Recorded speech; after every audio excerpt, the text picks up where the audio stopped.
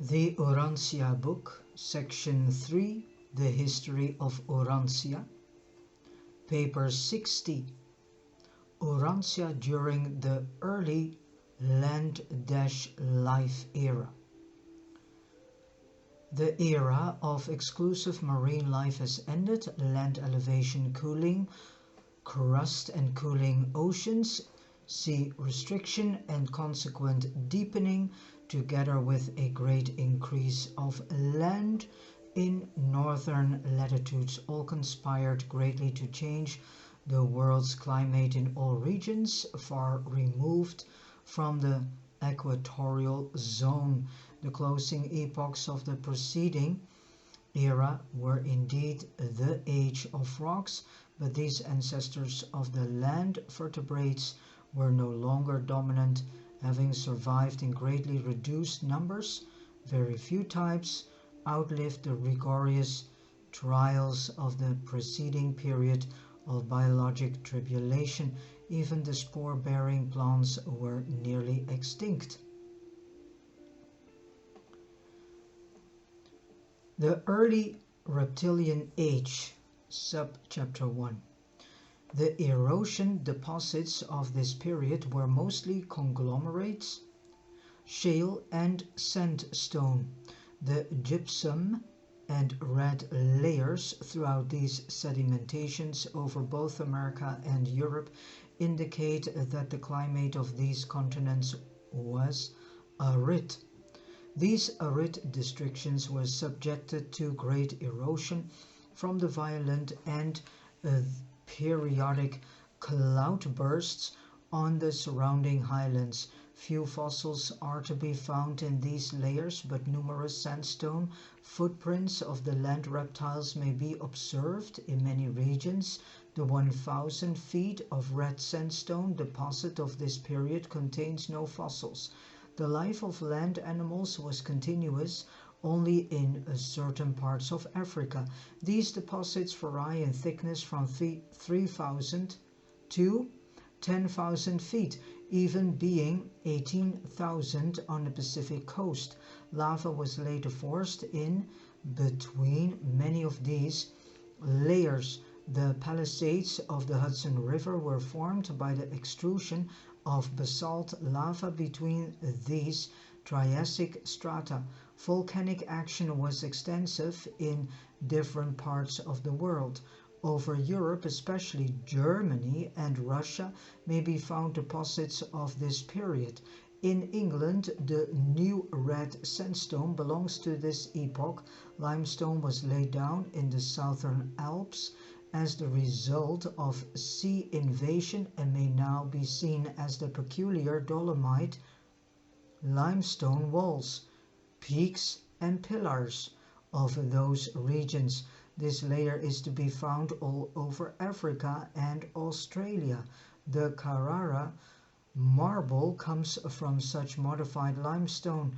Nothing of this period will be found in the southern regions of South America, as that part of the continent remained down and hence presents only a water or marine deposit continuous with the preceding and succeeding epochs. 150 million years ago, the early land-life periods of the world's history began. Life in general did not fare well, but did better than at the strenuous and hostile close of the marine life era. As this era opens, the eastern and central parts of North America, the northern half of South America, most of Europe, and all of Asia are well above water. North America, for the first time, is geographically isolated, but not for long, as the Bering Strait land bridge soon again emerges, connecting the continent with Asia. Great troughs developed in North America, paralleling the Atlantic and Pacific coasts. The Great Eastern Connecticut Fault appeared, one side eventually sinking 2 miles. Many of these North American troughs were later filled with erosion deposits, as also were many of the basins of the fresh and salt water lakes of the mountain regions. Later on, these filled land depressions were greatly elevated by lava flows which occurred underground. The petrified forests of many regions belong to this epoch. The Pacific coast, usually above water during the continental submergences, went down, excepting the southern part of California and a large island which then existed in what is now the Pacific Ocean, and what is now known as the Pacific Ocean. This ancient California Sea was rich in marine life and extended eastward to connect with the old sea basin of the Midwestern region 140 million years ago. Suddenly, and with only the hint of the two pre-reptilian ancestors that developed in Africa during the preceding epoch, the reptiles appeared in full-fledged form. They developed rapidly, soon yielding crocodiles, scaled reptiles, and eventually both sea serpents and flying reptiles. Their transition ancestors speedily disappeared. These rapidly evolving reptilian dinosaurs soon became the monarchs of this age. They were egg layers and are distinguished from all animals by their small brains, having brains weighing less than 1 pound, to control bodies later weighing as much as 40 tons. But earlier reptiles were smaller, carnivorous, and walked kangaroo-like on their hind legs. They had hollow avian bones and subsequently developed only 3 toes on their hind feet, and many of their fossil footprints have been mistaken for those of giant birds. Later on, the herbivorous dinosaurs evolved. They walked on all fours, and one branch of this group developed a protective armor. Several million years later, the first mammals appeared. They were non-placental and proved a speedy failure. No one survived. It was an experimental effort to improve mammalian types, but it did not succeed on Urantia. The marine life of this period was meager, but improved rapidly with the new invasion of the sea, which again produced extensive coastlines of shallow waters. Since there was more shallow water around Europe and Asia, the richest fossil beds are to be found about these continents. Today, if you would study the life of this age, examine the Himalayan, Siberian, and Mediterranean regions, as well as India and the islands of the southern Pacific basin. A prominent feature of the marine life was the presence of hosts of the beautiful ammonites, whose fossil remains are found all over the world. 130 million of years ago, the seas had changed very little. Siberia and North America were connected by the Bering Strait land bridge. A rich and unique marine life appeared on the Californian Pacific coast, where over 1,000 species of ammonites developed from the higher types of cephalopods. The life changes of this period were indeed revolutionary, notwithstanding that they were transitional and gradual. This period extended over 25 million years and is known as the Triassic. 2. The later reptilian age. 120 million years ago, a new phase of the reptilian age began.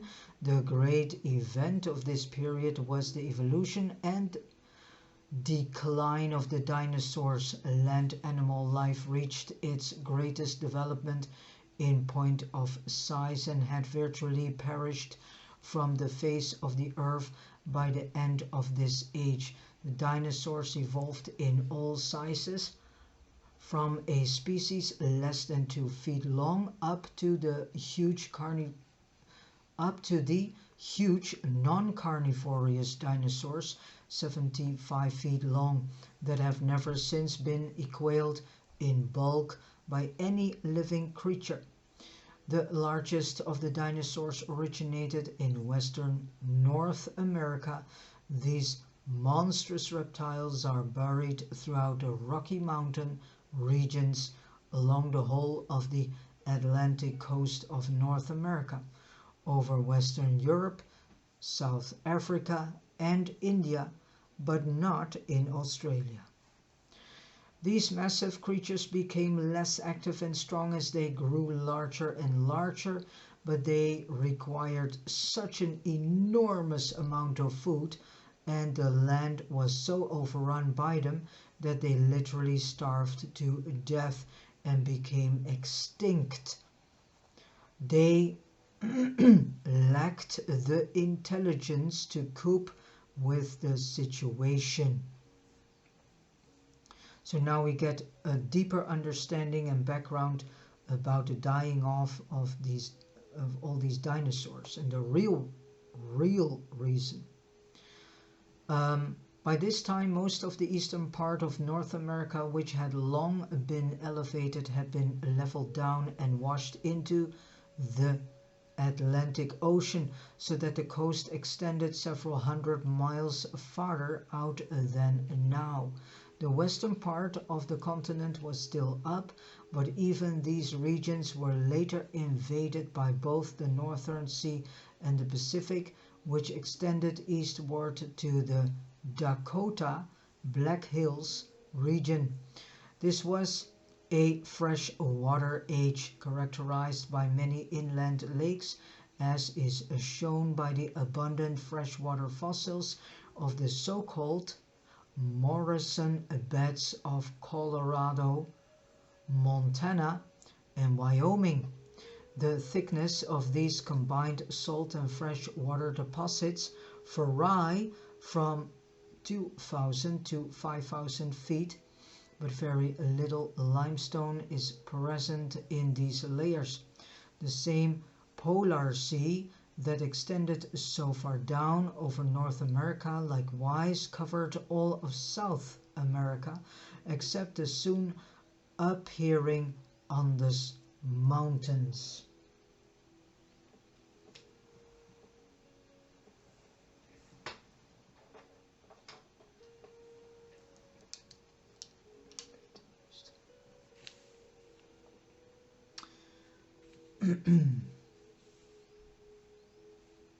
Most of China and Russia was inundated, but the water invasion was greatest in Europe. It was during this submergence that the beautiful lithographic stone of southern Germany was laid down, those strata in which fossils such as the most delicate wings of olden insects are preserved as of but yesterday. The flora of this age was much like that of the preceding. Ferns persisted while conifers and pines became more and more like the present-day varieties. Some coal was still being formed along the northern Mediterranean shores. The return of the seas improved the weather. Coral spread to European waters, testifying that the climate was still mild and even, but they never again appeared in the slowly cooling polar seas. The marine life of these times improved and developed greatly, especially in European waters. Both corals and crinoids temporarily appeared in larger numbers than heretofore. But the ammonites dominated the invertebrate life of the oceans, their average size ranging from 3 to 4 inches. Though one species attained a diameter of 8 feet, sponges were everywhere, and both cuttlefish, and oysters continued to evolve. 110 million years ago, the potentials of marine life were continuing to unfold. The sea urchin was one of the outstanding mutations of this epoch. Crabs, lobsters, and the modern types of crustaceans matured. Marked changes occurred in the fish family, a sturgeon type first appearing, but the ferocious sea serpents, descendants from the land reptile, still invested all the seas, and they threatened the destruction of the entire fish family. This continued to be preeminently the age of the dinosaur. They so overran the land that two species had taken to the water for sustenance during the land and during the preceding period of sea encroachment. So two species had taken to the water for sustenance during the preceding period of sea encroachment. These sea serpents represent a backward step in evolution. While some new species are progressing, certain strains remain stationary and others gravitate backward, reverting to a former state, and this is what happened when these two types of reptiles forsook the land.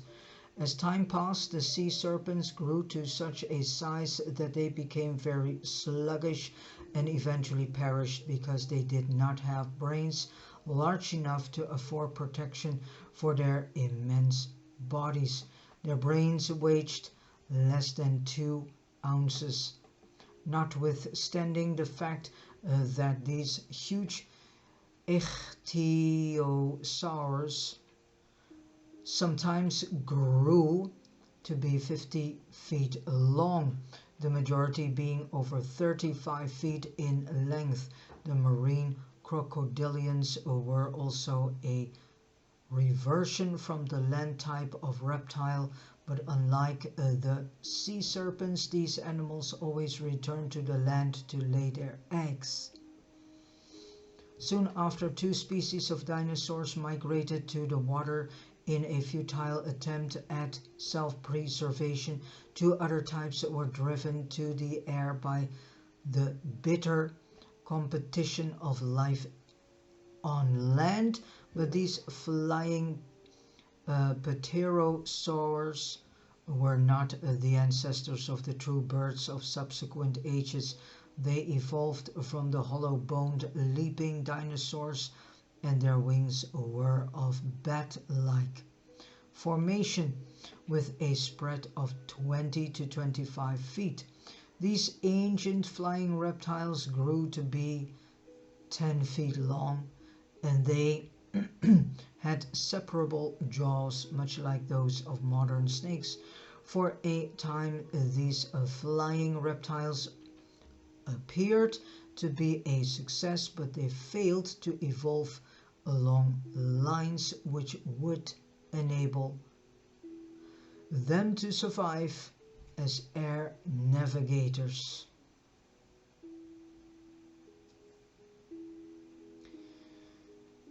They represent the non-surviving strains of bird ancestry. Turtles increased during this period, first appearing in North America.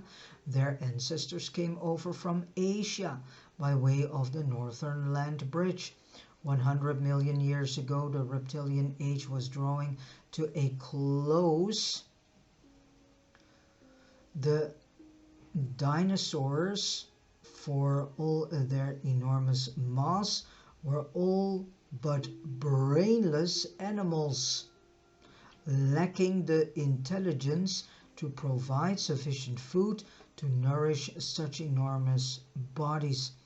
And so did these sluggish land reptiles perish in ever-increasing numbers. Henceforth, evolution will follow the growth of brains, not physical bulk, and the development of brains will characterize each succeeding epoch of animal evolution and planetary progress. This period, embracing the height and the beginning decline of the reptiles, extended nearly 25 million years and is now known as the Jurassic. 3. The Cretaceous stage, the flowering plant period, the age of the birds. The Great Cretaceous period derives its name from the predominance of the prolific chalk making foraminifers in the seas. This period brings Urantia to near the end of the long reptilian dominance and witnesses the appearance of flowering plants and bird life on land. These are also the times of the termination of the westward and southward drift of the continents, accompanied by tremendous crustal deformations and concomitant widespread lava flows and great volcanic activities. Near the close of the preceding geologic period, much of the continental land was up above water, although as yet there were no mountain peaks. But as the continental land drift continued, it met with the first great obstruction on the deep floor of the Pacific. This contention of geologic forces gave impetus to the formation of the whole vast north and south mountain range extending from Alaska down through Mexico to Cape Horn. This period thus becomes the modern mountain building stage of geologic history. Prior to this time there were few mountain peaks, merely elevated land ridges of great width. Now the Pacific Coast Range was beginning to elevate, but it was located 700 miles west of the present shoreline. The Sierras were beginning to form their gold-bearing quartz strata, being the product of lava flows of this epoch in the eastern part of North America. Atlantic Sea pressure was also working to cause land elevation. 100 million years ago, the North American continent and a part of Europe were well above water. The warping of the American continents continued, resulting in the metamorphosing of the South American Andes and in the gradual elevation of the western plains of North America. Most of Mexico sank beneath the sea, and the southern Atlantic encroached on the eastern coast of South America, eventually reaching the present shoreline. The Atlantic and Indian Oceans were then about as they are today. 95 million years ago, the American and European land masses again began to sink. The southern seas commenced the invasion of North America and gradually extended northward to connect with the Arctic Ocean, constituting the second greatest submergence of the continent. When this sea finally withdrew, it left the continent about as it is now.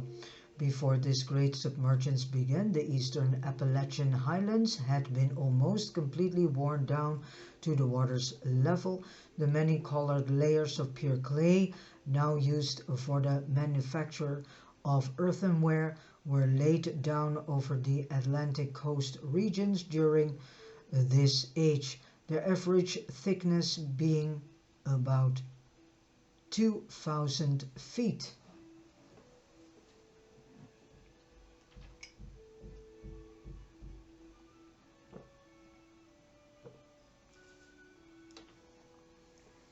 Great volcanic actions occurred south of the Alps and along the line of present California Coast Range mountains.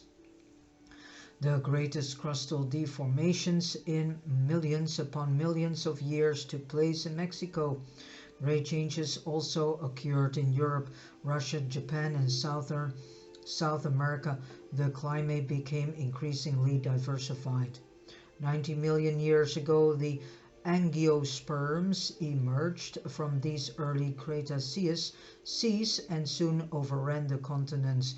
These land plants suddenly appeared along with fig trees, magnolias, and tulip trees. So this is how old all these trees are. Soon after this time, fig trees, breadfruit trees, and palms overspread Europe and the western plains of North America. No new land animals appeared. 85 million years ago, the Bering Strait closed, shutting off the cooling waters of the Northern Sea. Theretofore, the marine life of the Atlantic Gulf waters and that of the Pacific Ocean had differed greatly owing to the temperature variations of these two bodies of water, which now became uniform. The deposits of chalk and greensand marl gave name to this period. The sedimentations of these times are variegated, consisting of chalk, shale, and sandstone, and small amounts of limestone together with the inferior coal or lignite, and in many regions they contain oil. These layers vary in thickness from 200 feet in some places to 10,000 feet in western North America and numerous European localities. Along the eastern borders of the Rocky Mountains, these deposits may be observed in the up-tilted foothills. All over the world, these strata are permeated with chalk, and these layers of porous semi-rock pick up water at upturned outcrops and convey it downward to furnish the water supply of much of the Earth's present arid regions. 80 million years ago, great disturbances occurred in the Earth's crust. The western advance of the continental drift was coming to a standstill, and the enormous energy of the sluggish momentum of the intercontinental mass upcrumpled the Pacific shoreline of both North and South America and initiated profound repercussional changes along the Pacific shores of Asia. This circum-Pacific land elevation, which is culminated in present-day mountain ranges, is more than 25,000 miles long, and the upheavals attendant upon its birth were the greatest surface distortions to take place since life appeared on Urantia. The lava flows both above and below ground were extensive and widespread. 75 million years ago, so 75 million years ago marks the end of the continental drift from Alaska to Cape Horn. The long Pacific coast mountain ranges were completed, but there were as yet few peaks. The back thrust of the halted continental drift continued the elevation of the western plains of North America, while in the east the worn-down Appalachian Mountains of the Atlantic coast region projected straight up with little or no tilting. 70 million years ago,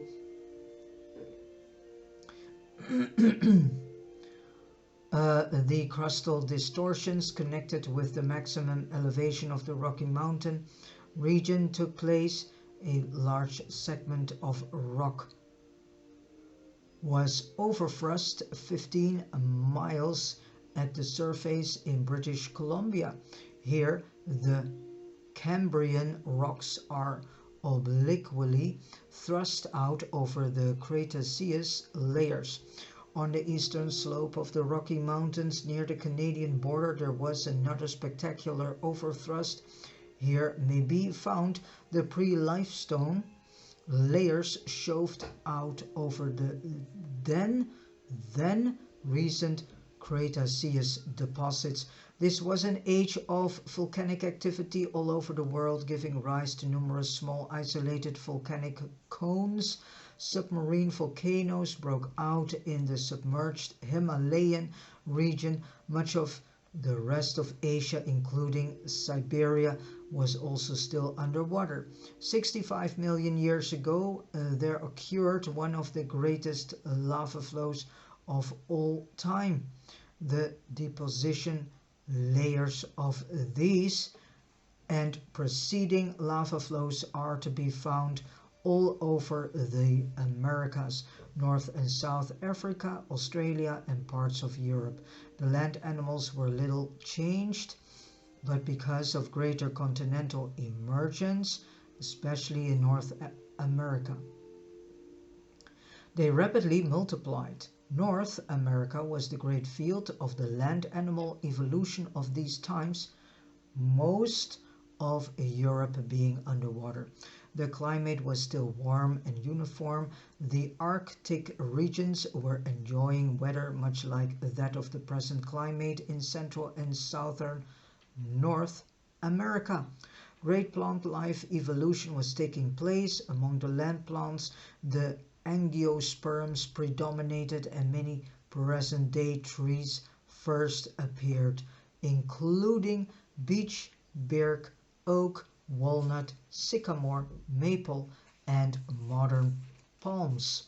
Fruits, grasses, and cereals were abundant, and these seed-bearing grasses and trees were to the plant world what the ancestors of man were to the animal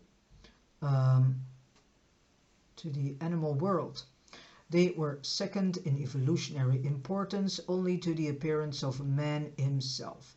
Suddenly, and without previous gradation, the great family of flowering plants mutated, and this new flora soon overspread the entire world.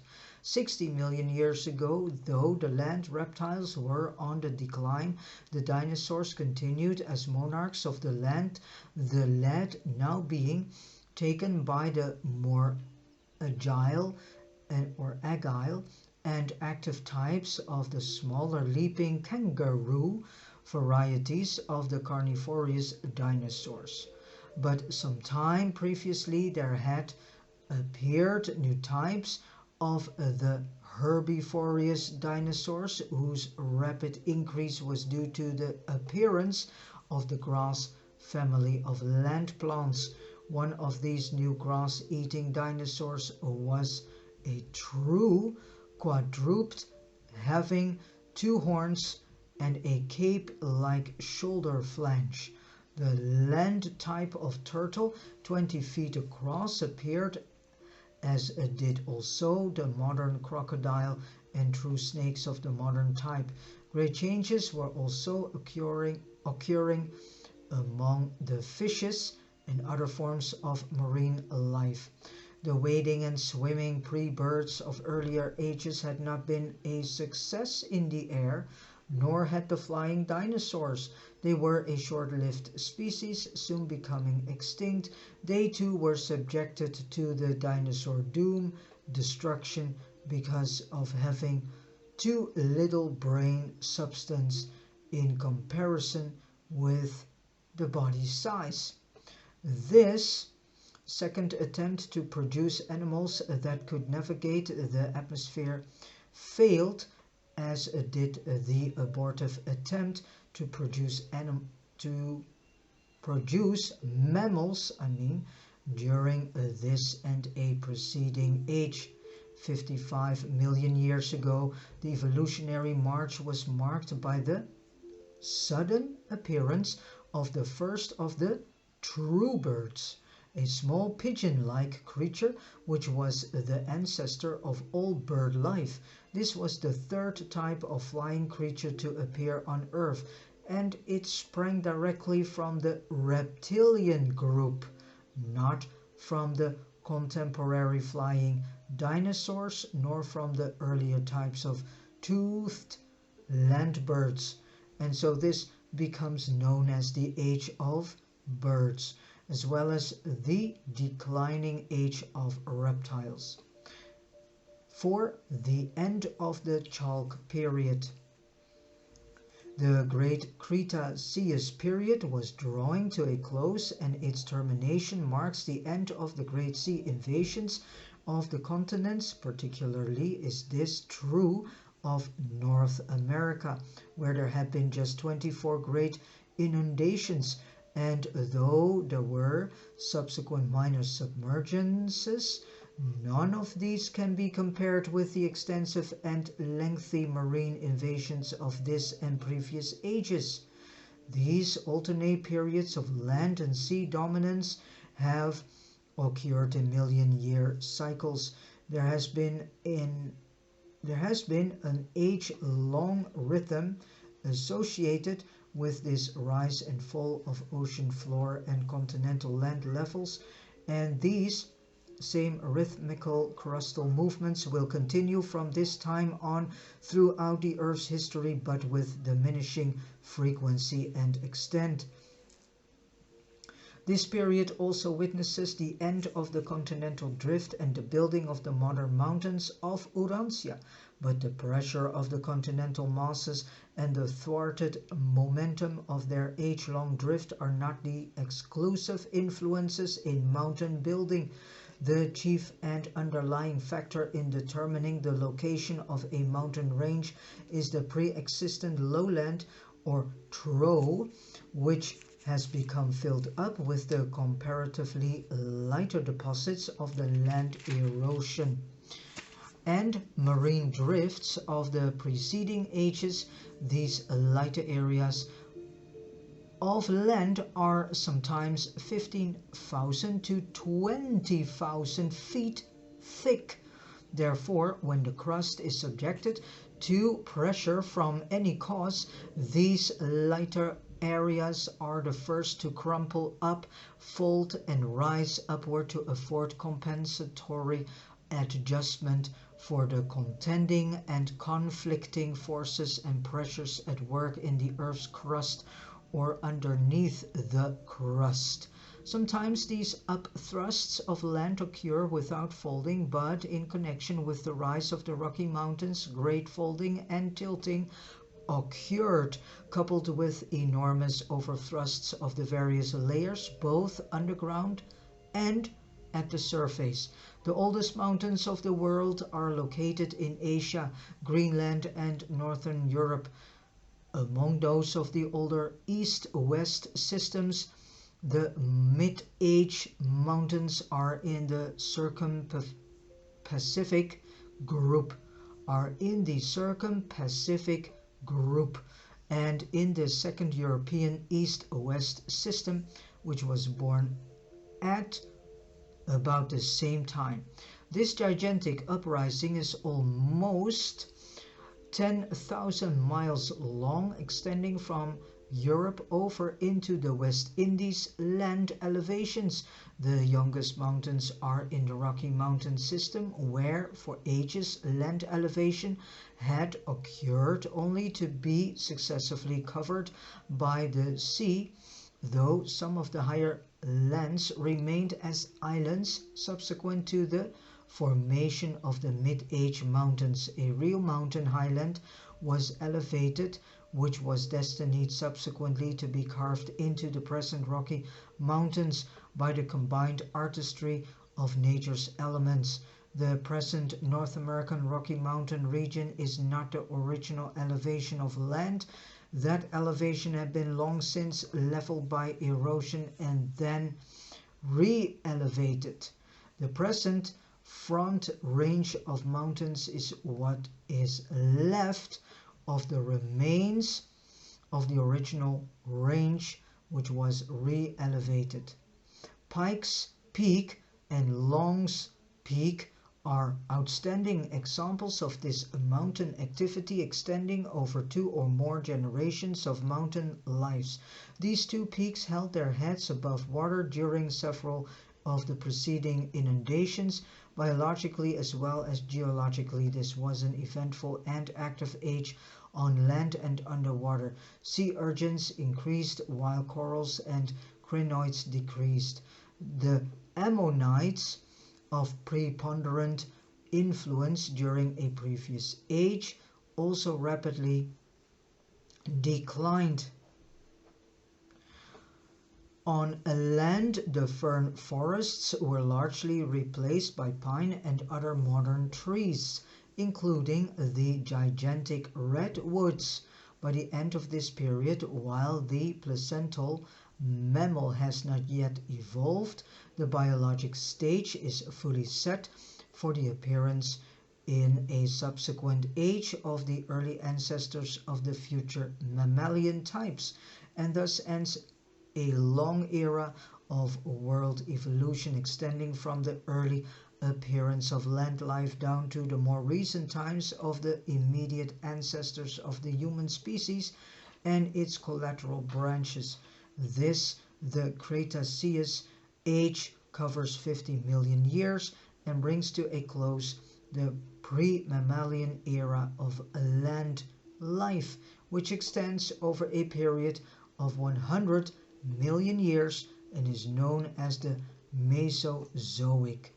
And with this said, I have come to the end of reading paper 60.